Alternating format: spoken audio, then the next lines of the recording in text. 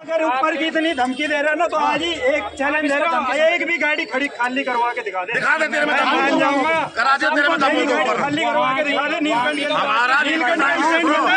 उसके रूल पता है, रूल पता है उसके, रूल से पता है नीलकंठ का रूल क्या है। नीलकंठ का तू सस्ता दिखा दे,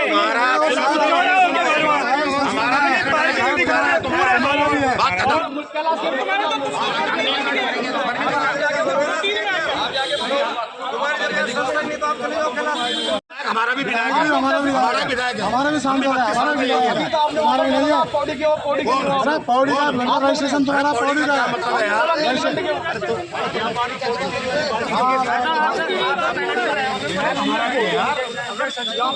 तो नमस्कार, स्वागत है आप सभी का पर्वतवाणी लाइव पर। मैं हूं आपके साथ विक्रम बिष्ट। अभी मैं योग नगरी ऋषिकेश के कोतवाली में हूं और यहां पर आप देख सकते हैं तमाम टैक्सी यूनियन के यहां पर जो लोग हैं वो मौजूद हैं। योग नगरी ऋषिकेश में गर्मा गर्मी का माहौल थम नहीं रहा है। इससे पहले आपने देखा होगा लक्ष्मण झूला में किस प्रकार से व्यापारियों ने विरोध किया था, पीडब्ल्यूडी के मुर्दाबाद के नारे लगाए थे और कुछ उसी प्रकार का प्रकरण अब यहाँ पे भी हुआ है। अब पूछते हैं यहाँ पर क्यों आखिर कोतवाली में। नमस्कार सर, क्या नाम है आपका? मेरा नाम सर सुदेश भट्ट है, मैं पूर्व सैनिक हूँ और क्षेत्र पंचायत सदस्य भूंगा यम किशोर से हूँ।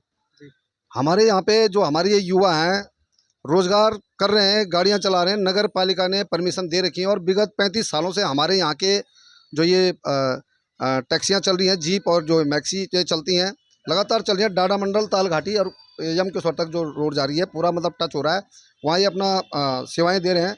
अब सावन का जैसे टाइम आया, नटराज यूनियन यहाँ की पूरी ठेकेदार बन गई है। जहाँ भी गाड़ियाँ खड़ी हो रही है वहाँ हमारे लड़कों पे सबसे बड़ी बात तो ये है कि इन्होंने बाहर के लोगों को पनाह दे रखी है। बिहारी मूल के ड्राइवर आके हाथों में लोहे की रॉड लाके हमारे युवाओं पर हमला कर देते हैं, जानलेवा हमला करते हैं, धमकी देते हैं और दोनों बाप बेटा मिलके लड़कों पे हमला किया, जिसकी मेडिकल रिपोर्ट भी है और हमने तहरीर भी दे रखी है। और सबसे बड़ा दुर्भाग्य ये है कि जहाँ एक तरफ तो स्थानीयता की बात होती है, अब हमको जो नटराज टैक्सी यूनियन है ये बोल रहे हैं कि तुम पौड़ी के हो और हम टीरी के हैं, मतलब ये टीरी पौड़ी वाद फैलाने की कोशिश कर रहे हैं। जबकि ऋषिकेश हमारा मूल मार्केट हमारा तो हमारे एक पैराशूटामोल के लिए भी हम ऋषिकेश पे डिपेंड हैं। ऋषिकेश हमारा मेन मार्केट है। सिर्फ गंगावार और गंगा पार की बात है। ये जरूर है कि भाई नक्शे में ये टीरी में आ गया और हम पौड़ी में आ गए, लेकिन टीरी वालों से ज़्यादा नज़दीक हमारा है। और ये ऋषिकेश की जो अर्थव्यवस्था है 70% अर्थव्यवस्था भी यम किशोर पर डिपेंड है और 60% यहाँ की जो राजनीति है उसको भी निर्णायक भूमिका में यम किशोर रहता है। यम किशोर के जो हमारे प्रवासी हैं और हमको ही बोला जा रहा है, वो बिहारी आके यहाँ पे बोलता है, अपने नटराज यूनियन के जो पदाधिकारी आए उनके बीच में आके हमको बोल रहा है कि तुम अपनी पहचान दिखाओ। कितना बड़ा दुर्भाग्य है कि हमें से बिहार मूल का आदमी हमसे हमारे यहाँ पर रजिस्ट्रेशन मांग रहा है, हमारी पहचान मांग रहा है और हमारे ही लोग जो जयचंद हैं ये लोग यही हमारे उनको लोगों को पनाह दे रहे हैं और हमारे युवाओं पे डाका डालने की कोशिश की जा रही है, इनके रोजगारों पे डाका डालने की कोशिश की जा रही है। अगर ये लोग इस तरह का बिहेव करेंगे, इस तरह का व्यवहार करेंगे तो हमने भी सीधा बोल दिया, अगर ये ऐसे ही क्षेत्रवाद फैलाएंगे तो नीलकंठ हमारे यम किशोर की एक हमारे प्रसिद्ध तीर्थ स्थान है और जिसकी इनकी रोजी रोटी भी नीलकंठ के नाम से चढ़ती है। नीलकंठ नीलकंठ सुबह 4 बजे से चिल्लाते हैं, सवारियाँ भर के ले जाते हैं। अगर ये लोग इसी तरह की कार्रवाई करेंगे तो गरुड़ चट्टी नदी के पार नहीं हो सकती और बैराज के पुल के पार नहीं हो सकता। मैं आपके चैनल के माध्यम से प्रशासन को भी ये आगाह करना चाहूँगा कि अगर किसी भी तरह का लॉ एंड ऑर्डर अगर गड़बड़ा गया तो इसकी जिम्मेवार नटराज यूनियन होगी। जिस तरह के ये लाठी डंडे गाड़ियों में रख के आ रहे हैं और हमारे लड़के पे हमला भी किया, जिसका मेडिकल रिपोर्ट भी अभी भी दिखा देंगे हम। मेडिकल रिपोर्ट आप देख सकते हैं, ये मेडिकल रिपोर्ट है और उस लड़के पे उन्होंने रोड से हमला किया।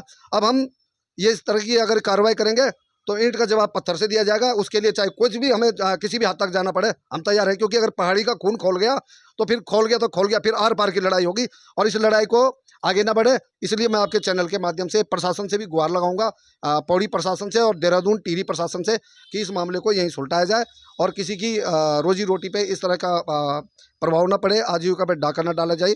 हमारा ये निवेदन रहेगा। चलिए, धन्यवाद। सही बात है। अब एक बात मैं आपसे जानना चाहूँगा, ये क्षेत्रवाद अब क्यों पैदा हो रहा है? क्योंकि जहाँ तक हम देखते आए हैं नगर निगम के सामने कई सालों से आप लोगों का काम चल रहा है, तो अचानक से अब ऐसे कैसे हो गया? कई सीजन निकल गए, पहले सीजन में ये बात क्यों नहीं हुई? ये इसलिए निकल गया, अब इनके बीच में कुछ बिहारी मूल के जो यहाँ पे दिहाड़ी मजदूरी गमछा टांग के जो लोग बिहार से यहाँ दिहाड़ी मजदूरी करने आए थे, उन्होंने यहाँ पे पहाड़ मकान में काम करके कुछ पैसा बना के गाड़ियाँ बना ली और इन्होंने उसको अपनी मेंबरशिप दे दी। ये नहीं पता कि ये कहाँ का है क्या है।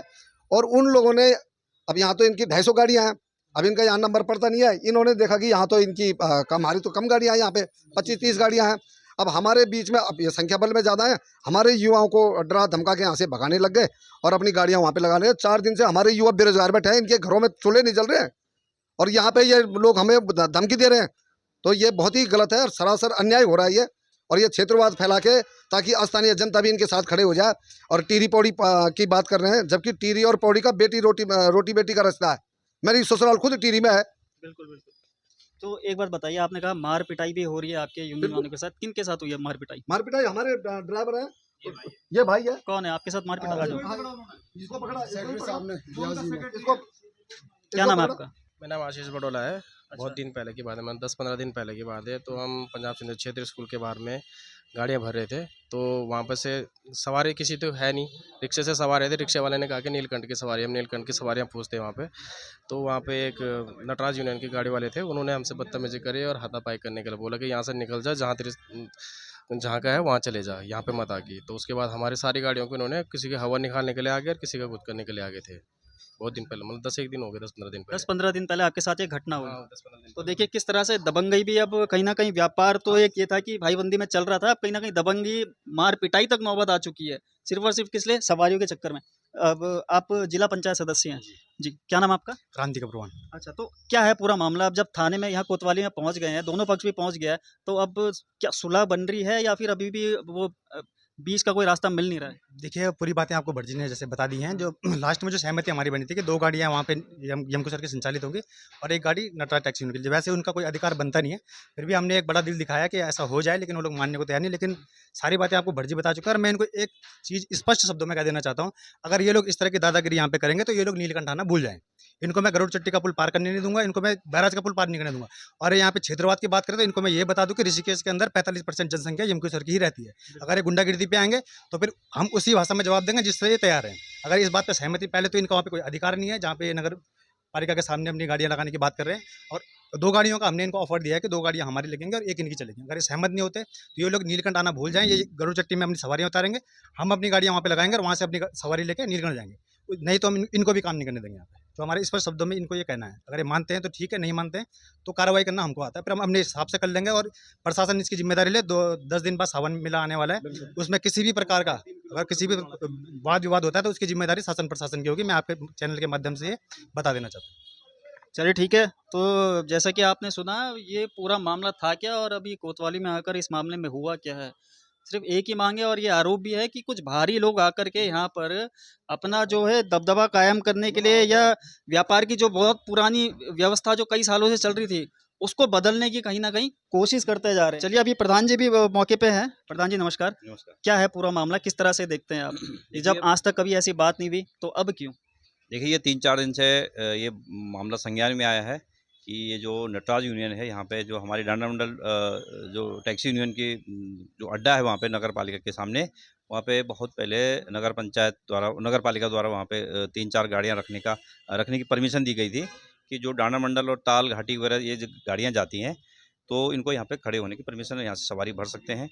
और ये चल रहा था, आराम से चल रहा था। लेकिन ये 3-4 दिन से जैसे भटजी ने बताया कि जो बाहर के लोग आकर के यहाँ पे, बिहारी और झारखंड से लोग आकर के यहाँ पे जो है हम पहाड़ियों पे दादागिरी कर रहे हैं, तो ये मामला तब बिगड़ा। और आज यहाँ पे सब लोग, दोनों क्षेत्रों के लोग, उनके नटराज यूनियन के भी लोग और हमारे डांडा मंडल यूनियन के भी लोग यहाँ पे आए, थाने में आए और ये एक बिंदु पे बात हुई। वैसे उनका अधिकार नहीं है, अगर कानूनन देखा जाए तो किसी भी यूनियन को 1 किलोमीटर के दायरे से बाहर उसका जो है अधिकार नहीं है, वो संचालन नहीं कर सकती। लेकिन हमने बड़ा दिल दिखाते हुए यहाँ पे जो हमारे प्रभारी उप निरीक्षक हैं, उन्होंने बीच बिचाव करके एक रास्ता दोनों यूनियन ने तय किया कि 1 गाड़ी उनकी चलेगी वहाँ से और 2 गाड़ी डांडा मंडल या बिंदुवासी जो टैक्सी यूनियन है उनकी चलेगी। और यदि इसका उल्लंघन करते हैं तो फिर जो है मजबूरन हम लोगों को भी जो है शासन और प्रशासन को आगाह करना पड़ेगा कि ये भी जो है नीलकंठ और तमाम जो पहाड़ में जो यात्रा चलती है उसके लिए भी उनको जो है हम लोगों को भी प्रतिबंध लगाना पड़ेगा। और कहीं ना कहीं ये मामला इन्होंने जो है ये तूल दे दिया है पौड़ी और टिहरी करके, जबकि यहाँ से सारा संचालन जो भी गाड़ियाँ यहाँ से जा रही है वो हमारे नीलकंठ पौड़ी क्षेत्र में पड़ता है। तमाम जो है यात्रा उससे तमाम लोगों के परिवार पलते हैं।